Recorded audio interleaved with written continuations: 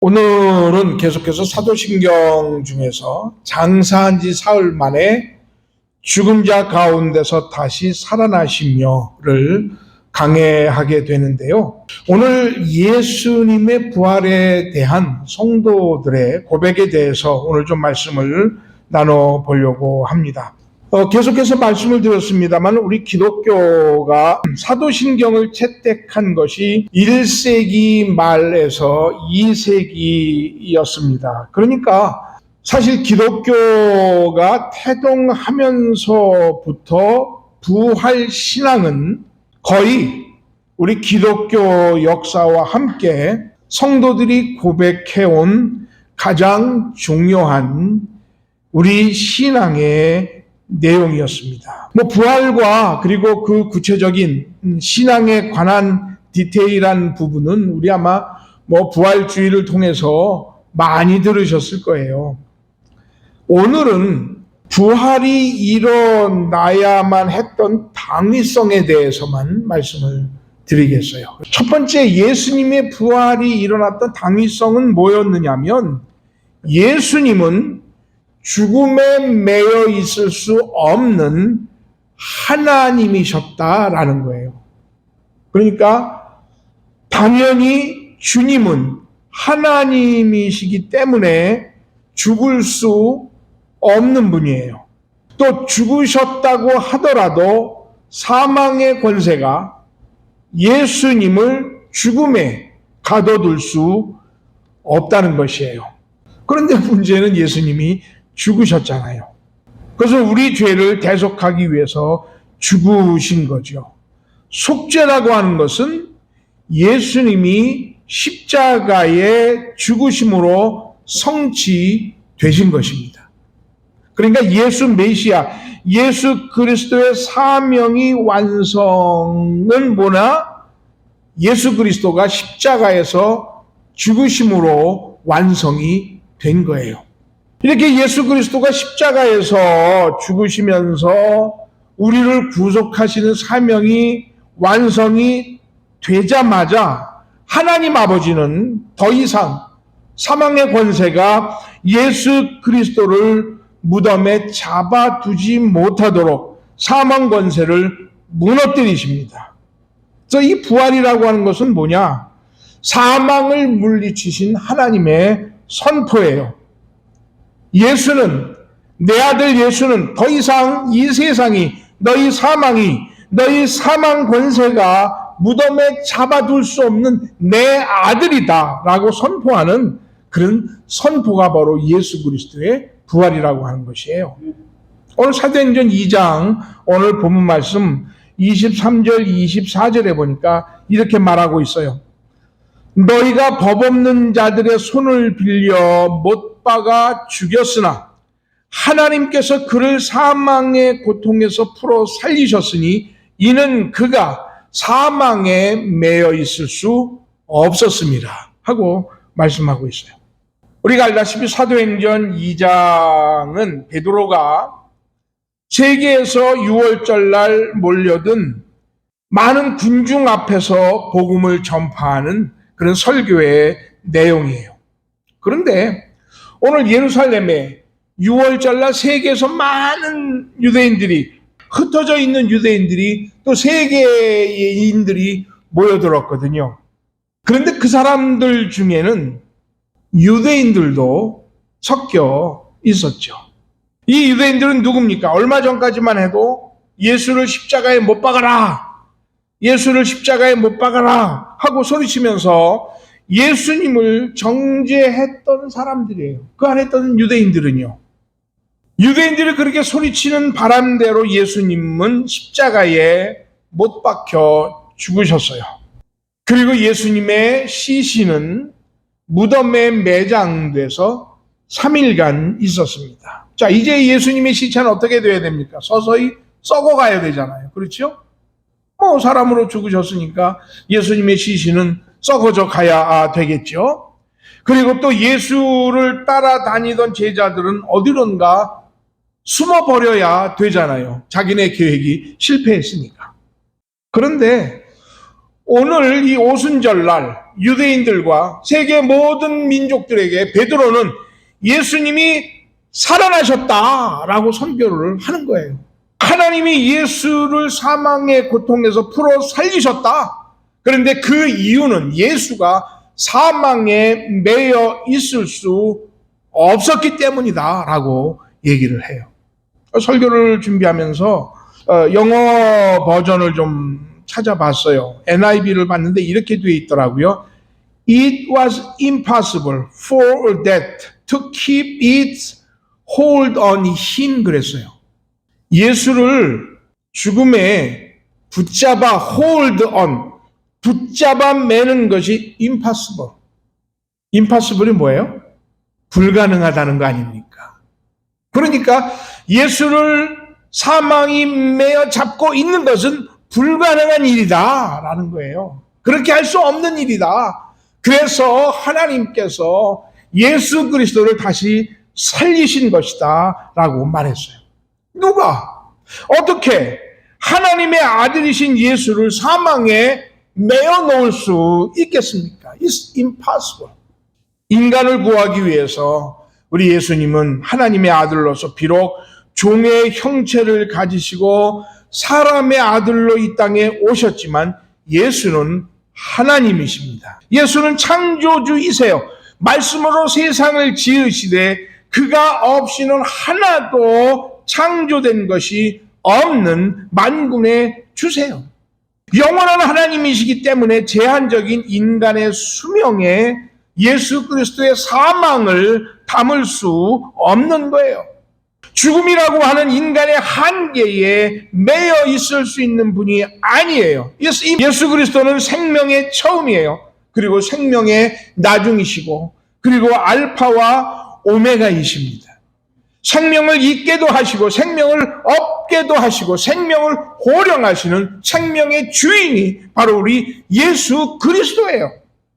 사망이 무덤 안에서 생명의 주관자이신 예수를 잡아 누리려고 했지만 할 수 없었어요.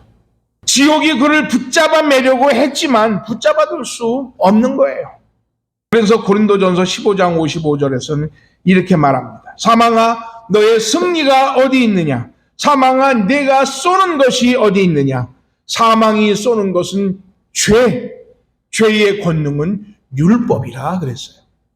사망은 죄만 쏘는 것이지 생명의 주이신 우리 예수 그리스도는 쏠 수 없었고 붙잡아 맬 수 없었던 것입니다. It's impossible. 예수 그리스도는 인자로 오셨어요. 그러나 사망이 가둘 수 없어요. 예수님은 지상에서 육체적인 고통과 정신적인 고뇌 가운데 돌아가셨지만 하나님의 권능은 무덤의 권세를 이기셨습니다. 예수가 생명의 주인이심을 굳게 믿으시는 우리 성도들 될 수 있기를 주님의 이름으로 간절히 축원합니다. 예수가 생명의 주입니다. 믿으십니까? 예수가 내 생명의 주인이세요. 그렇기 때문에 죽음이나 어떤 고난도 예수 생명 싸개 안에 있는 우리를 붙잡아둘 수가 없어요. 비록 우리 사람은 이 세상에 태어나서 때로는 자연적으로 죽기도 하고 질병으로 죽기도 하고 안타까운 사건 사고로 이 땅에 육신적인 생명을 다할 수는 있어요. 그러나 우리가 얻은 영원한 생명은 빼앗지 못합니다. 생명의 주이신 예수님이 사망을 향해서 우리의 이름을 부르시면서 최준묵이 생명 내놔라고 말씀을 하면 붙잡을 수가 없어요. It's impossible. 아멘? It's impossible. 붙잡아 놓을 수가 없는 거예요. 내놓으라면 어떻게 해요? 꼼짝없이 내놔야 돼요. 이사야서 43장 1절부터 4절까지 이렇게 되어 있어요. 너는 두려워 말라. 내가 너를 구속하였고 내가 너를 지명하여 불렀나니 너는 내 것이라. 네가 물 가운데로 지날 때에 내가 함께 할 것이라. 강을 건널 때에 물이 너를 침몰치 못할 것이며 네가 불 가운데로 행할 때에 타지도 아니할 것이요 불꽃이 너를 사르지도 못하리니 내가 너를 보배롭고 존귀하게 여기고 너를 사랑하였은즉 사람들을 주어 너를 바꾸며 백성들로 내 생명을 대신할 것이다 라고 했어요. 우리를 구속하여 부르셨기 때문에 내 것이라고 도장 찍어주신 하나님이시기 때문에 우리의 생명이 어디에 있든지 하나님은 내 생명을 보호하시고 생명 싸개 속에 안으시고 그리고 내 생명을 찾으시는 하나님이신 줄 믿습니다. 그러므로 우리가 신앙 고백에서요, 죽은 자 가운데서 다시 살아나신 예수님을 내가 믿사오며 하고 고백할 때마다 우리는 확신해야 돼요. 예수 생명은 사망이 가둘 수 없고 죽음의 권세를 이길 수 있습니다. 주님, 내가 예수를 믿어 부활 생명 갖게 해주시니 감사합니다. 사랑하는 성도님들, 이 예수 생명으로 우리는 부활해서 하나님의 임재 앞에 영생을 온전하게 경험하게 될 줄 믿습니다. 왜요? 예수 믿어서 우리는 영원한 생명으로 부활할 것이기 때문에 그래요. 두 번째로 왜 예수 그리스도의 부활은 당위성이 있느냐 하면 하나님이 예수 그리스도를 다시 높이시는 것이기 때문에 그렇습니다. 예수님의 부활은 뭐냐면 하나님이 예수님을 다시 높이시는 과정이에요. 승귀라고 해요. 한문으로는 승귀, 오를 승자 써서 그래서 영어로는 exaltation이라고 얘기를 해요. 귀하게 높이신다라는 말이에요. 그럼 그 반대말이 뭐냐? 비하예요. 비하. 천하게 낮아졌다. humiliation. 승귀, 그 다음에 뭐라고요? 다른 말의 반대로는요? 비하. 비하. humiliation이에요. 사실 예수 그리스도께서 이 땅에 사람의 몸을 입으시고 내려오신 것을 비하하셨다라고 표현을 해요. 그러니까 사람으로 잉태되시고 출생하셔서 고난당하시다가 십자가에 죽으시고 장사되셔서 죽음의 권세 하에 거하시고 계신 것까지 우리는 보통 비하라고 얘기를 해요. 그런데 인간의 죄를 대신 지시기 위해서 사람의 몸을 입고 십자가에 죽어서 무덤에 장사되기까지 비천해 주셨잖아요. 예수 그리스도는 하나님이시잖아요. 그러니까 하나님 아버지는 이 비천해지신 아들 하나님을 원래의 자리로 되돌려 놓으시려고 하시는 거예요. 그러니까 되돌리는 승귀의 과정을 만드시기 위해서 예수를 더 이상 무덤에 놔두시면 안 되잖아요. 그러니까 어떻게 하세요? 예수에게 생명을 주시고 다시 예수님을 살리셔요. 부활시키시고 하나님은 그 아들을 하늘로 이렇게 데리고 가세요. 그게 뭐예요? 승천이에요. 부활과 승천은 아버지가 비하됐던 비천해지셨던 아들을 다시 승귀, 높여주시고 영광을 주시기 위해서 다시 살려내신 그런 첫 번째 과정이 바로 이 부활이라고 하는 거예요. 스가랴서 6장 13절에서 제가 말씀을 드렸을 거예요. 성삼위 하나님께서 대제사장과 왕 사이처럼 평화의 의논을 하시잖아요. 평화의 의논의 내용은 뭐냐면 아버지는 아들을 이 땅에 사람의 몸을 입고 내려가게 하세요. 왜냐하면 사람의 모든 죄를 사람이 되신 아들 예수 그리스도가 지게 하기 위해서 아들을 이 땅에 내보내세요. 그리고 아들은 그 아버지의 말씀에 순종하셔서 십자가에 달려 죽으시기까지 복종을 하세요. 그리고 아버지는 복종해서 십자가에 죽으시고 무덤에 갇히신 아들 예수 그리스도를 다시 살리셔서 하늘에 올려주시고 영광의 보좌를 마련해 주시는 거예요. 바로 그게 아들을 원래 하나님의 영광의 자리로 돌아오게 하는 과정, 그 첫 번째 과정이 뭐냐면 바로 이 부활이에요. 다시 살려내시는 거예요. 지금 현실은 십자가에서 죽으시고 무덤에 누워 계시지만, 그런데 그분을 다시 올리시기 위해서 하나님은 아들을 무덤에 내버려 두실 수가 없었던 거예요. 그래서 아들을 다시 어떻게 해요? 살리셔요.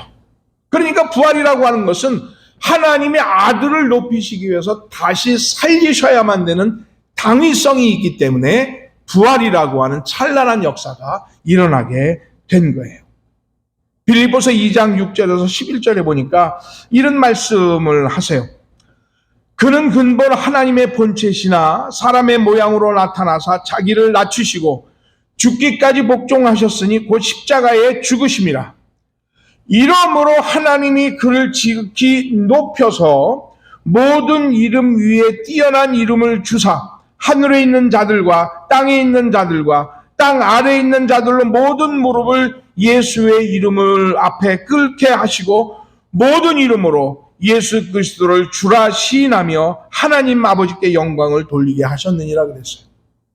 부활해서 올려주심으로 땅 위에 있는 것들, 천사와 그리고 이미 이 세상을 떠나서 하나님의 그 영광스러운 보좌 앞에서 찬양하며 시기를 원하시는 모든 구원받은 자들과 그리고 이 세상의 사람들과 그리고 땅 아래 이미 죽어 저 지옥에 가 있는 그 영혼들까지도 예수 그리스도가 주인이시구나, 그걸 깨닫고 찬양하게 만들어서 하나님 앞에 영광을 돌리게 하는 거예요. 그래서 하나님께서는 아들 하나님을 다시 하나님의 자리로 돌아오게 하기 위해서 부활케 하신 겁니다. 예수님도 종종 살아생전에 그 내용을 알고 계셨어요. 요한복음 7장 29절 33절에 보니까 이렇게 말씀하고 있어요. 나는 너희와 함께 조금 있다가 나를 보내신 이에게 돌아가겠노라 했어요. 아직 십자가 지시지도 않았어요. 무덤에 계시지도 않았어요. 그러나 제자들에게 뭐라고 말씀하셨느냐면 나는 조금 있다가 나를 보내신 분이 있는 곳으로 다시 돌아가게 될 거야. 예수님도 그 약속을 알고 계셨어요. 그래서 하나님은 아들 예수 그리스도를 무덤에서 살리시고 그리고 그를 손잡아 하늘로 이끌어 가신 겁니다. 사랑하는 성도 여러분, 아들 하나님 예수 그리스도는 이 땅에 사람으로 내려와서 십자가의 죽음으로 속죄의 종지부를 찍으셨어요. 더 이상 누가 우리 죄를 위해서 십자가에 죽을 필요가 없어요. 내가 너의 구세주다. 더 이상 이 세상에 다른 구세주는 없습니다. 예수 그리스도가 이미 십자가에서 죽으심으로 속죄의 종지부를 찍으셨기 때문에요. 그런데 그 아들의 죽으심으로 인류의 죄를 용서하신 아버지는 아들을 원래 계시던 하늘로 이끌어 올리세요. 그리고 이 땅에 오셔서 죽기까지 복종하신 아들에게 축복과 그리고 영광을 올려주십니다. 부활은 예수 그리스도의 영광의 회복의 시작이에요. 그래서 예수님의 부활은 당위성이 있는 겁니다. 세 번째로 오늘 예수님의 부활이 왜 당위성이 있느냐면 예수님의 부활은 모든 부활의 첫 번째 열매이기 때문에 당위성이 있는 거예요. 예수 부활을 믿는 우리도 부활할 수 있다는 것을 보여주신 첫 번째 열매가 바로 예수 그리스도라고 하는 거예요. 예수 그리스도의 부활은 다시 죽는 부활이 아니에요. 영원히 사는 부활인 것입니다. 우리가 잘 아는 대로 나사로는 죽었다가 나흘 만에 살았잖아요. 그렇죠? 썩어서 냄새가 나던 몸이었는데 예수 그리스도가 무덤에서 나사로야 나오너라 하시면서 나사로를 살려주셨어요. 다만 나사로가 다시 살아난 것은 우리에게 부활이 어떤 모습인가 하는 것을 보여주는 그런 모델이기도 했고, 또 예수님이 어떻게 살아나시는가를 보여주는 모델이 되기도 했어요. 또 슬픔에 있었던 마르다와 마리아를 위로하는 그런 부활의 모습이기도 했을 거예요. 그러나 나사로는 다시 죽었습니다. 부활했다가 다시 죽었잖아요. 그렇죠? 또 예수님께서 십자가에 운명하시는 그 순간 예루살렘에는 부활 소동이 일어났어요. 마태복음 27장에 보니까 성소 휘장이 아래서부터 찢어져서 둘이 됐고 땅이 진동하며 바위가 터져서 무덤이 열리고 성도들의 몸이 많이 일어나서 예수의 부활 후에 그들이 무덤에 나와서 거룩한 성에 들어가서 많은 사람에 보였다 했어요. 예수 그리스도가 십자가에 운명하시는 그 순간 예루살렘 근교에 큰 지진이 일어났어요. 그럴 때에 바위가 터졌어요. 그리고 유대 사람들은 바위에 굴을 파서 시신을 묻고는 했으니까 무덤 문이 열리면서 그 안에 있던 사람들이 많이 부활을 했어요. 그리고 예수님이 부활하신 후에 그 무덤에서 나와가지고 성을 돌아다니면서 많은 사람들에게 자기들을 보여줬다고요. 그러니까 얼마나 쇼킹한 일이었겠어요. 많은 사람이 무덤을 열고 나 살아났어 하고 나와서 돌아다니니까 얼마나 쇼킹했겠습니까? 그런데 그 사람들도 다시 죽었어요. 그 사람들도 다시 죽었어요. 나사로나 혹은 예수님이 운명하셨던 그 시간에 다시 살아났던 그 부활은 사실은 우리가 바라던 부활이 아니에요. 그 부활은 일시적이고 한시적인 부활이에요. 그러나 예수 그리스도의 부활은 우리에게 영원한 부활을 보여주시는 우리가 소망하는 영생의 부활이라는 거예요. 예수님은 썩지 않을 부활체의 모습을 제자들에게 보여주셨어요. 그리고 그 부활체로 승천하셨어요. 다시 죽지 않으셨어요.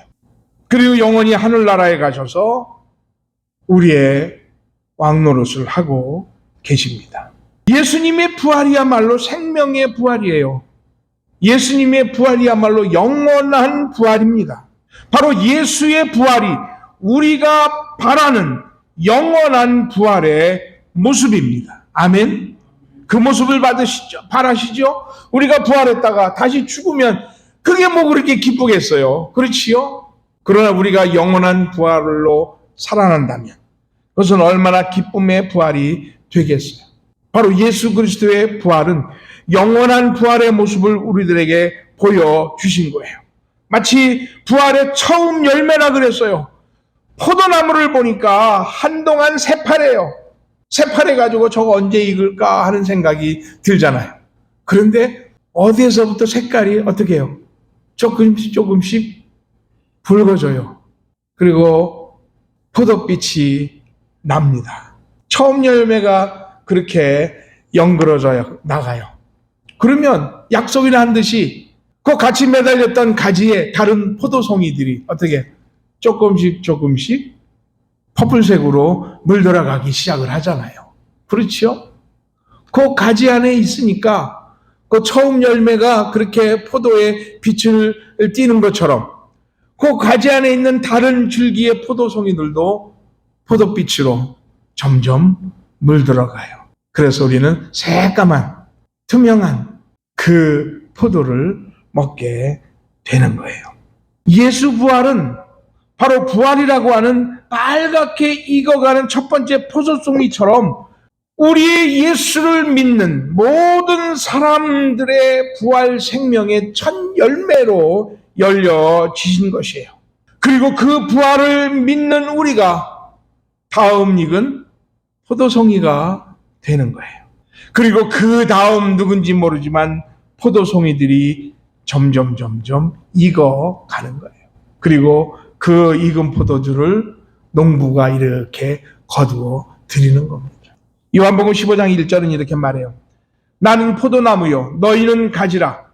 그가 내 안에 내가 그 안에 있으면 많은 열매를 맺나니 나를 떠나서는 너희가 아무것도 할 수 없느니라 하고 말씀하셨어요.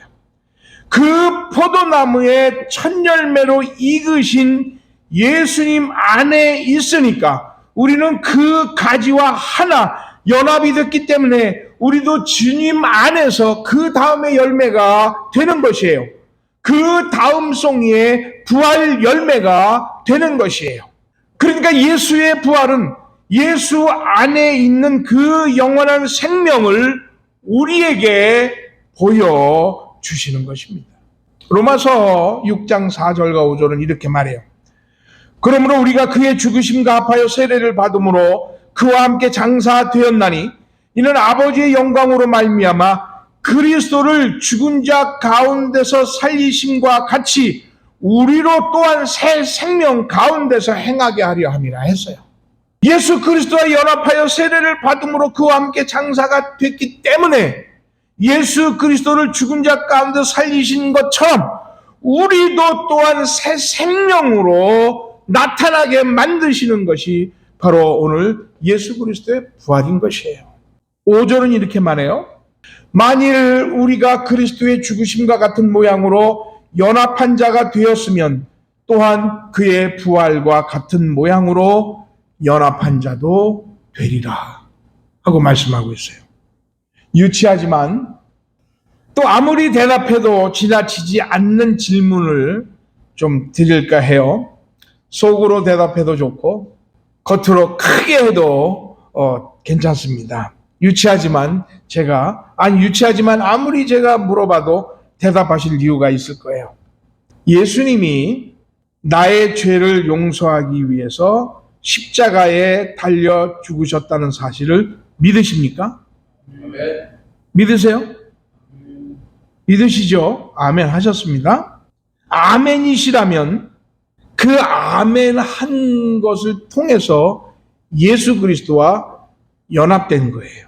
왜냐하면 나의 죄를 위해서 예수님이 나의 십자가에 달려 죽으셨다는 사실을 내 마음의 믿음으로 우리는 그 믿음을 통해서 예수 그리스도와 연합된 겁니다. 성경이 그렇게 말씀하고 있어요. 물어볼게요. 예수 십자가를 믿음으로 십자가의 예수와 연합됐다고 그러신 거죠. 그죠? 아까 아멘 하신 거죠? 예, 예수 그리스도와 연합이 됐다면 예수가 십자가에 죽으실 때에 나도 거기서 죽은 겁니다. 십자가에 달려 죽으셨다는 사실을 믿느냐에 아멘 하셨다면 그 아멘을 통해서 십자가의 예수와 연합된 거예요. 그건 믿으시죠? 아멘이시죠? 예, 아멘이시죠? 그렇다면 그게 아멘이라면 오늘 예수 그리스도가 십자가에 못 박히실 때에 나도 거기에 연합되었으니까 나도 못 박힌 거잖아요. 아멘이세요? 나의 정과 욕을 십자가에 못 박았느니라고 성경 분명히 말씀하고 있죠. 그죠? 못 박은 거예요. 우리도요. 아멘, 아멘, 아멘 해야 됩니다. 그러면 예수와 연합해서 나의 정과 욕을 십자가에 같이 못을 박았다면 나도 죽은 거잖아요. 그렇죠? 그러면 예수님이 십자가에 내려와서 아리마대 요셉의 무덤에 장사될 때에 나도 장사된 거잖아요. 오늘 성경이 그렇게 분명히 말씀하고 있어요. 예수 그리스도 안에 있는 우리들이 예수를 믿으며 예수를 나의 주라 고백한다면 그 순간 예수 그리스도가 십자가에 못 박이실 때에 나의 정과 욕도 십자가에 못 박았어요. 연합해서 십자가에 못 박았다면 지금 내가 십자가에 못 박히신 예수 그리스도와 내가 연합된 거잖아요. 연합된 거라면 예수 그리스도가 무덤에 안치되었을 때에 나 역시도 그 무덤에 장사된 거잖아요. 어떠세요? 제 논리가 맞습니까? 틀립니까? 성경적이에요? 아니에요? 성경이 그렇게 말씀하고 있으니까 오늘 로마서 분명히 말씀하고 있잖아요. 만일 우리가 그의 죽으심과 같은 모양으로 연합한 자가 되었으면, 그런데 우리는 아멘이라고 했으니까 제가 이 얘기를 왜 드리느냐 하면, 그렇게 예수 그리스도와 함께 연합해서 나도 죽었어요.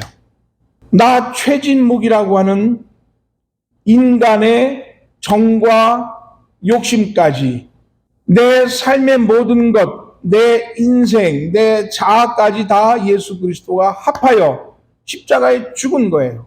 그래서 예수가 죽으실 때에 나도 죽은 것이고, 그렇다면 예수 그리스도가 그 십자가에서 내려와서 아리마대 사람 요셉의 무덤에 장사될 때에 나도 장사된 거예요. 이렇게 믿는 것이 우리의 신앙이에요. 내가 죽은 거예요.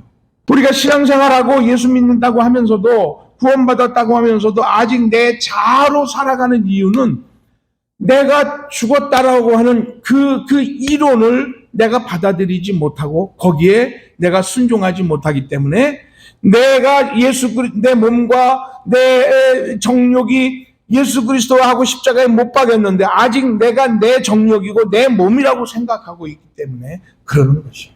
우리는 철저하게 이것을 고백할 수 있어야 돼요. 왜 그러느냐 하면, 로마서 오늘 방금 읽어드린 6장 5절 말씀, 만일 우리가 그의 죽으심과 같은 모양으로 연합한 자가 되었으면 또한 그의 부활과 같은 모양으로 연합한 자도 되리라 하는 이 말씀이 있기 때문에 그런 거예요. 그렇지 않으면 예수 그리스도와 연합한 것을 내 마음에 믿어 고백하지 않는다면, 나 역시 예수 그리스도의 부활과 같은 모양으로 다시 살아나야 된다고 하는 것을 다 고백하지 못하는 게 되는 거예요.